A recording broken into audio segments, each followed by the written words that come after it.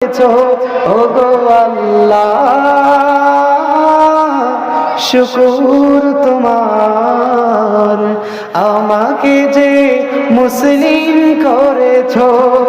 আমরা যে মুসলমান বাবা পাইছি, আরে যদি আমার আল্লাহ চাইতো মুসলমান বাবার ঘরে আমারে পাঠাবে না পারতেন কিনা? যদি হিন্দু বাবার ঘরে পাঠাইতো কিছু করার ছিল নি। ও মুসলমান, বাবা মুসলমান, দাদাও মুসলমান, বিনিময়ে পাইছে জন্মের পরে কোরআন, বিনিময়ে জন্মের পরে পেয়েছি নামাজ, বিনিময়ে জন্মের পরে পেয়েছি মাদ্রাসা, বিনিময়ে জন্মের পরেছি কোরআনের মাহফিল। আর এই কোরআনের মাহফিল থেকে আমার নবী বলেন, বান্দা যতক্ষণ পর্যন্ত আমার আল্লাহর জিকির করবে আর সে আল্লাহর মধ্যে আমার আল্লাহ নিজে এই বান্দাগুলোর জিকির করবে। সুবহানাল্লাহ। আমরা যতক্ষণ এখানে মালিকরে ডাকবো, মালিক বলে ওয়াইযা যাকারতু নাফসি, আমার বান্দা যখন মনে মনে আমারে ডাকে, যাকারতু ফি নাফসি, আমি আমার বান্দারে মনে মনে ডাকি। সুবহানাল্লাহ। আমার বান্দা যখন মাহফিলের মাজমার মধ্যে বসে বসে সবাই মিলে আমারে ডাকে, আমার আল্লাহ বলে এর গোলাম, আমি আল্লাহ জান্নাতের ফেরেশতাগুলোরে ডাক দিয়ে আমার আরশের মধ্যে মাহফিল লাগা দেই, আর ওই মাহফিলের মধ্যে আমি আল্লাহ নিজে আমার বান্দাদের প্রশংসা করি। সুবহানাল্লাহ। তো এখানে আমরা যতক্ষণ বসবো প্রশংসা করবে কে? আল্লাহু আকবার। গনিমত মনে করে বুঝবো, যা কিছু শুনবো বুঝবো আমল করবো ইনশাআল্লাহ। আল্লাহ পাক রব্বুল আলামিন কোরআনে কারীম নাযিল করেছেন হুদাল লিল মুত্তাকিন, মানব জাতির হেদায়েতের জন্য, মুত্তাকিনদের হেদায়েতের জন্য। কোরআন কিসের জন্য? হেদায়েতের জন্য। কিসের জন্য? হেদায়েত পাইলে কি হবে? আল্লাহ তাআলা বলেন ওয়াহদিয়াকা ইলা রাব্বিকা ফাতাখশা, বান্দা যখন হেদায়েত পেয়ে যায়, বান্দা মালিক চিনে যায়, বান্দা মালিককে পেয়ে যায়, বান্দা মালিককে ভয় করনেওয়ালা হয়ে যায়। আর আমাকে যারা ভয় করে তারা আমার বন্ধু হয়ে জান্নাতের মেহমান হয়ে যায়।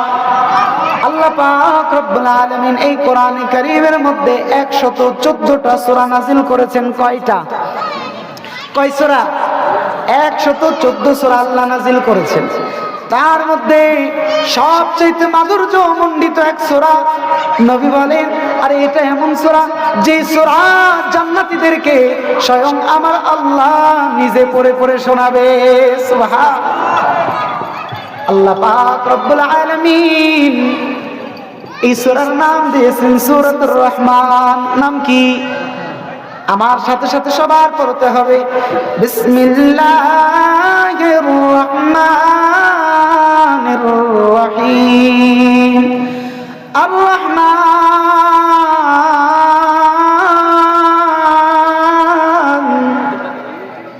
আল্লামাল কুরআন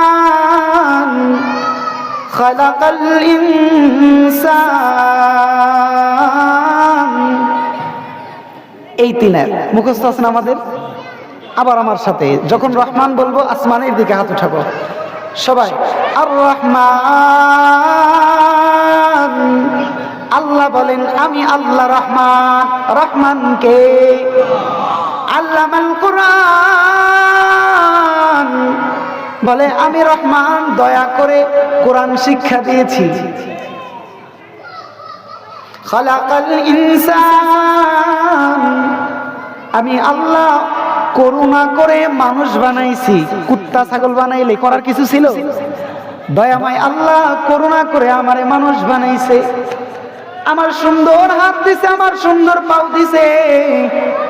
আল্লাহ তাআলা বলে রে গোলাম, এই যে হাত দিয়ে নাফরমানি করো, কে দিয়েছে? কে দিয়েছে? দিয়েছেন কে? চোখ দিয়ে নাফরমানির দৃশ্য দেখে চোখ দিয়েছেন কে? আলাম নাজআল লাহু আইনাইন,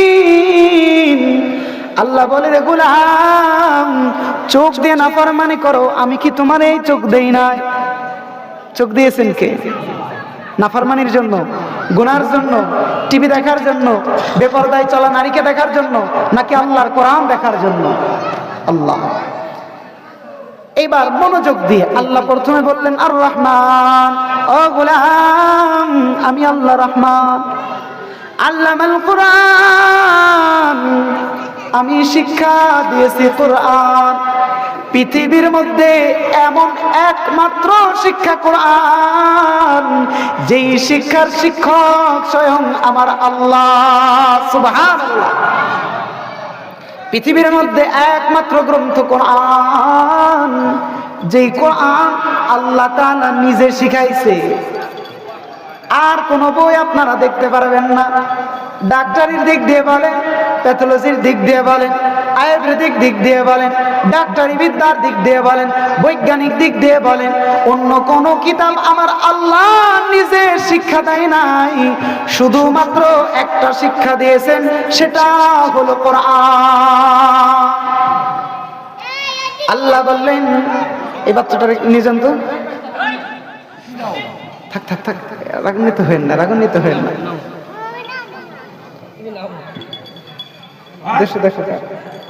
আল্লাহ তাআলা বলেন, আমি আল্লাহ রহমান, আমি শিক্ষা দিয়েছি কোরআন, আমি সৃষ্টি করেছি মানুষ। আল্লাহ মানুষের কথা পরে বললেন, কোরআনের কথা আগে বললেন। অথচ জমিনের মানুষ আমরা বলি, আরে আমরা তো আগে মানুষ হইছি, তারপরে কোরআন শিখছি। নাকি আমরা আগে মানুষ হওয়ার আগে কোরআন শিখছি? একটু উল্টা হয়ে গেল না? আমাদের কাছে উল্টা হলেও কোরআনের মধ্যে কি উল্টা পাল্টার কোনো সন্দেহ আছে? যালিকাল কিতাব লা রাইবা ফিহি, আল্লাহ বলেন, গোলাম আমি এমন এক কিতাব তোমাদের জান্নাতে যাওয়ার তথ্য বই হিসেবে পাঠাইলাম। ভুল হওয়া তো দূরের কথা, কিঞ্চিত পরিমাণও সংশয় সন্দেহ নাই। আসেনি? তাইলে বুঝতে হবে আমাদের বুঝের মধ্যে ভুল আছে। এবার আসেন মুহাদ্দিসিনে কেরাম কিভাবে তাফসীর করেছেন। ইবনে কাসির রাহমাতুল্লাহি আলাইহি বলেন, আল্লাহ তাআলা বলতে চাইলেন, আমি আল্লাহ রহমান। এরে গোলাম, জমিনের নেতার সাথে মহাব্বত আছে, জমিনের সুন্দর সুন্দরীর সাথে মহাব্বত আছে, কিন্তু আল্লাহর সাথে মহাব্বত নাই, জান্নাতে যাওয়া যাবে নি। কোটি কোটি টাকা আছে, এ দেশের ক্ষমতার চেয়ার তার দখলে, কিন্তু আল্লাহরে চিনে না, কোরআন মানে না, ইসলাম ভাল লাগে না। এরকমের লোক আছে না নাই?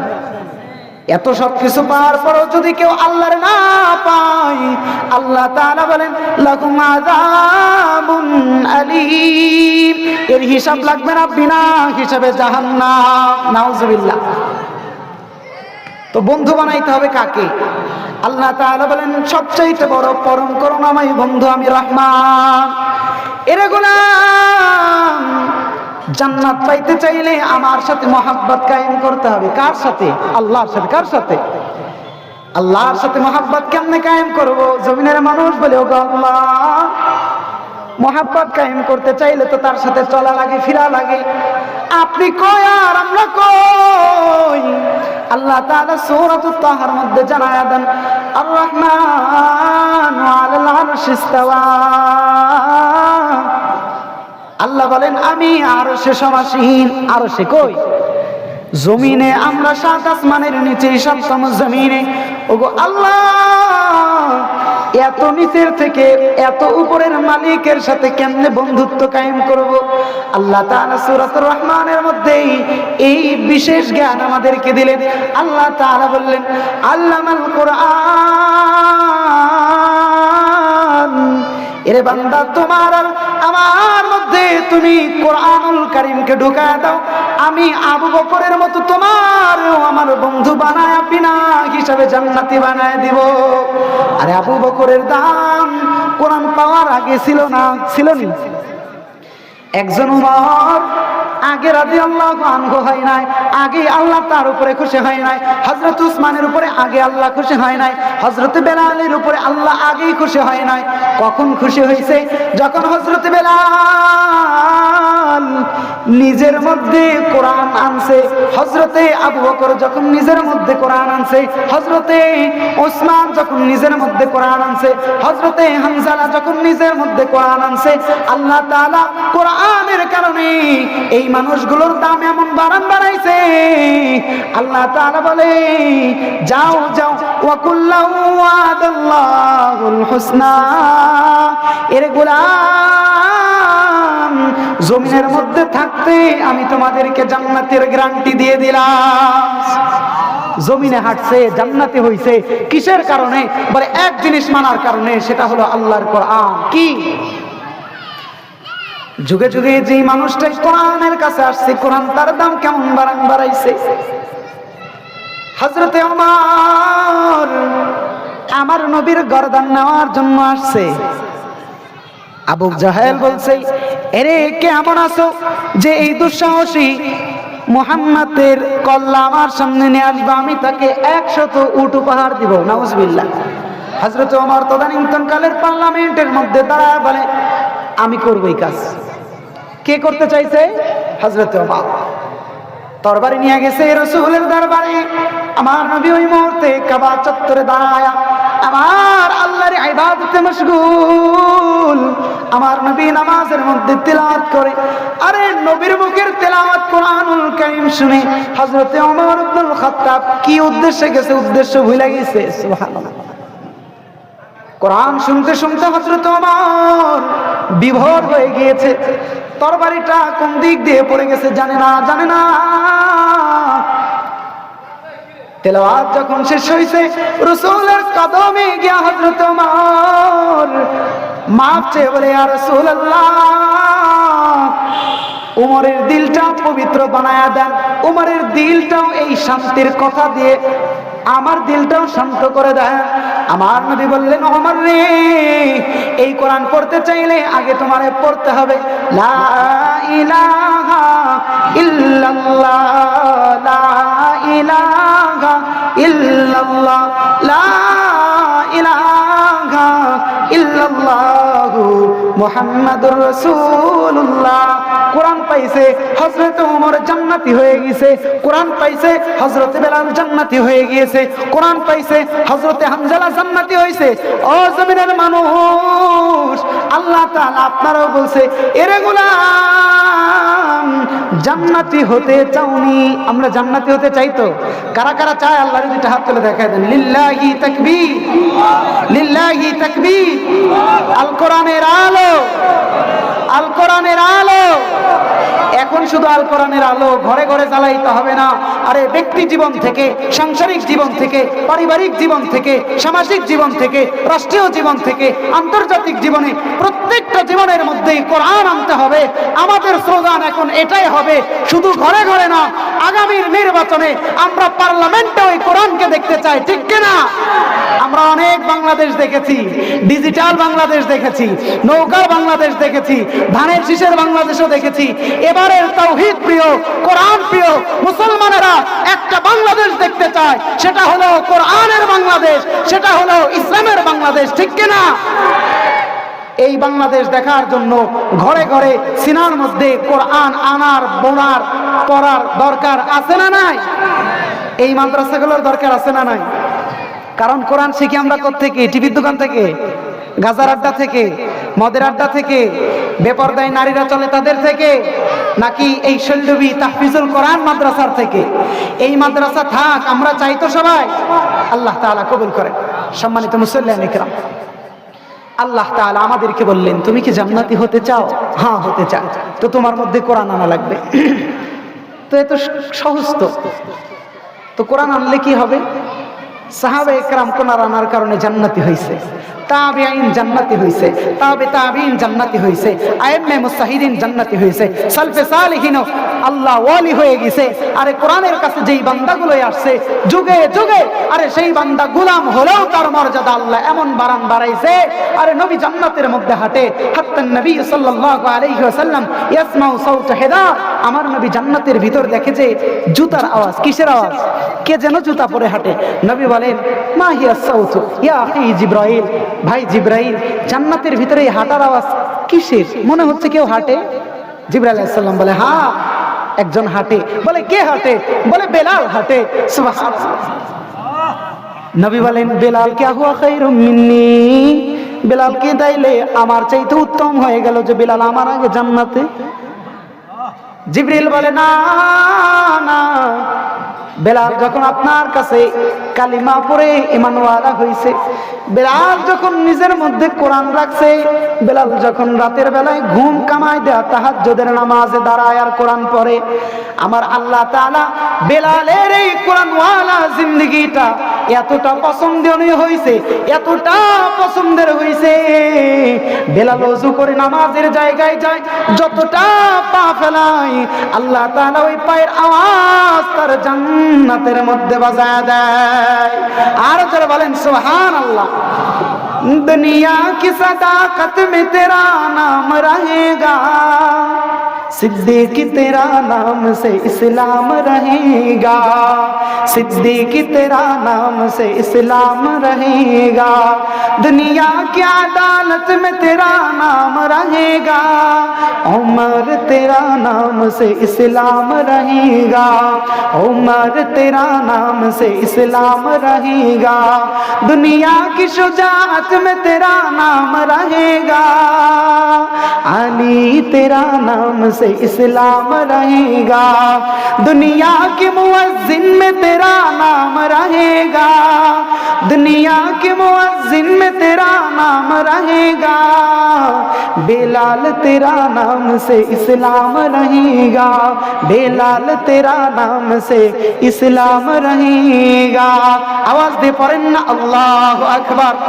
আরে এই জমিন যতদিন থাকবে হযরত বেলালের নাম সম্মানের সাথে থাকবে, এই জমিন যতদিন থাকবে, এই আসমান যতদিন থাকবে, এই কোরআন যতদিন থাকবে, জমিনে যতদিন আজান হবে ততদিন মুয়াজ্জিন বেলালের কথা সম্মানের সাথে মানুষ নেবে, জমিনে যতদিন নামাজওয়ালা থাকবে আবু বকরের নাম সম্মানের সাথে নিবে।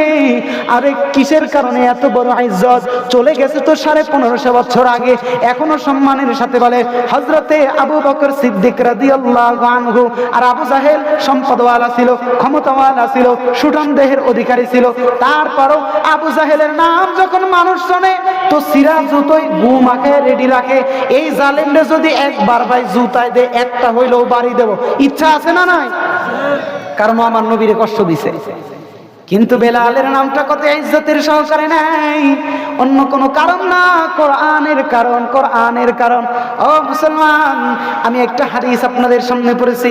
আল্লাহর নবী সাল্লাল্লাহু আলাইহি ওয়াসাল্লাম বলেন, মান ক্বারাআল কুরআন ফাস্তাযহারাহু ফাআহাল্লা হালালাহু ওয়া হারামা হারামাহু আদখালাহুল্লাহুল জান্নাহ। আমার নবী বলেন, এর জমিনের মানুষ, যার সন্তান, যার ছেলে, যার মেয়ে, আরে যেই বান্দা জমিনের মধ্যে কোরআনওয়ালা হবে, কোরআন পড়বে, ফাআহাল্লা হালালাহু, কোরআনের হালালকে হালাল জানবে, ওয়া হারামা হারামাহু, কোরআনের হারামকে হারাম জানবে, আদখালাহুল্লাহুল জান্নাহ, আমার আল্লাহ তাআলা ওই কোরআনওয়ালা বান্দা বান্দিরে কবরে যাইতে দেরি বিনা হিসাবে জান্নাত দিতে দেরি করবে না। সুবহানাল্লাহ। শুধু কি কোরআনওয়ালা নিজেই জান্নাতে যাবে? না না, নবী পরবর্তী লাইনে বলেন, ওয়াশাফাহু ফি আশরাতিন মিন আহলি বাইতিহি কুল্লিহিম ক্বাদ ওয়াজাবাত লাহুন নার। কোরআনওয়ালা সন্তানদের আল্লাহ তাআলা ডাক দিয়ে বলবে, এরে তাহফিজুল কোরআন মাদ্রাসার ছেলে মেয়েরা, এরে তোমরা যে মাদ্রাসায় বসে বসে পড়েছো, আর রহমান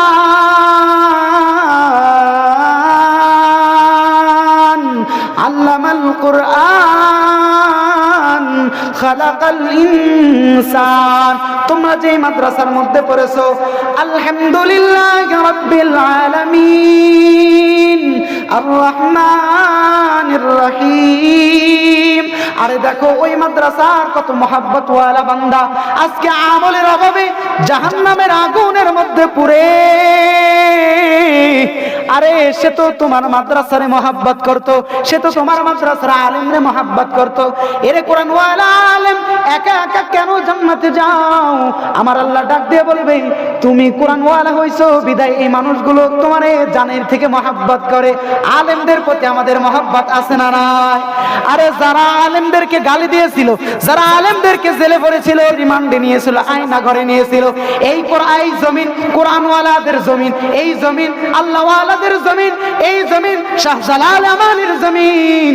এই জমিনে কতজন আসছিল কোরআন বিতাড়িত করতে, আলেম বিতাড়িত করতে, হুজুর বিতাড়িত করতে, কিন্তু কোরআন ওয়ালারা এই দেশ ছেড়ে যায় নাই, যায় নাই। যারা কোরআন বিতাড়িত করতে চাইছিল তারাই আজকে মামুর বাড়ি দিল্লি পালাইতে বাধ্য হইছে, ঠিক কিনা? কোরআন ওয়ালারা পালায় না, পালাবো না। কোথায় এখন? বলে আমরা পালাবো না। জালেম সে যত বড়ই ফেরাউন হোক না কেন, আল্লাহ বলে ফিরাউন যদি হও পতন তোমার হবে লাঠি ছাড়া নীল নদের ভিতরে হুয়াই ফেলছে আল্লাহ। লাগছে না কাউরে? এক নমরুদরে আল্লাহ এক ল্যাংরা মসজিদে খেলে দিছে, দিছে না? কোরআনওয়ালাদের সাথে খেলতে হয় না, কোরআনওয়ালাদেরকে মহব্বত করতে হয়। আলেম ওলামাদের সাথে বিদ্বেষ রাখতে হয় না, তাদের সাথে মহব্বত কায়েম করতে হয়। কেন? আল্লাহ তাআলা ডাক দিয়ে বলবে, ওয়াশাফাহু ফি আসরাতিন মিন আহলি বাইতিহি। এই কোরআনওয়ালা আলেম, এই কোরআনওয়ালা হাফেজ, এই মাদ্রাসার ছাত্ররা, এই মহিলা মাদ্রাসার ছাত্রীরা কোরআনওয়ালা হইছো। তোমার ওই মাদ্রাসারকে যারা মহব্বত করতো, আরে তারা নামাজ পড়তো না কিন্তু তোমার দাড়ি দেখে মহব্বত করতো, এরকমের মানুষ আছে না? তারা নামাজ পড়তো না, তোমার মহব্বত করতো। তার মুখে দাড়ি ছিল না, তাও রসুলের দাড়ি তোমার মধ্যে দেখা তোমার মহব্বত করতো। আরে একা একা কেমনে জান্নাতে যাও? যাও যাও, জাহান্নামের মধ্যে দেখো তোমার মহব্বতের কোন বান্দারে চেননি। এরে গোলাম, তোমার সুপারিশ করা লাগবে না, শুধুমাত্র হাতের আঙুল দিয়ে ইশারা করে বলবা, আয় আল্লাহ এই লোক আমারে ভালোবাসতো, এই লোক আমারে চিনতো। এরে কোরআন ওয়ালা, তুমি শুধু ইশারা করে আমারে দেখাবা, আমি আল্লাহ তাআলা তাদেরকেও বিনা হিসাবে জান্নাত দিয়ে দিব। সুবহানাল্লাহ। একটু জিকির করি, লা ইলাহা, তাড়াতাড়ি দাও, তাড়াতাড়ি দাও, জোরে, লা ইলাহা লা ইলাহা, জবান খুলে জোরে জোরে, ইল্লাল্লাহ লা ইলাহা ইল্লাল্লাহ লা ইলাহা ইল্লাল্লাহ লা ইলাহা লা ইলাহা ইল্লাল্লাহ। আলাইকুম আসসালাম। ইল্লাল্লাহ লা ইলাহা ইল্লাল্লাহ লা ইলাহা লা ইলাহা লা ইলাহা ইল্লাল্লাহ লা ইলাহা লা ইলাহা লা ইলাহা ইল্লাল্লাহ লা ইলাহা লা ইলাহা ইল্লাল্লাহু মুহাম্মাদুর রাসূলুল্লাহ। সবাই পড়ে সাল্লাল্লাহু আলাইহি ওয়াসাল্লাম। ঠিক করো, ঠিক করো। লা ইলাহা লা ইলাহা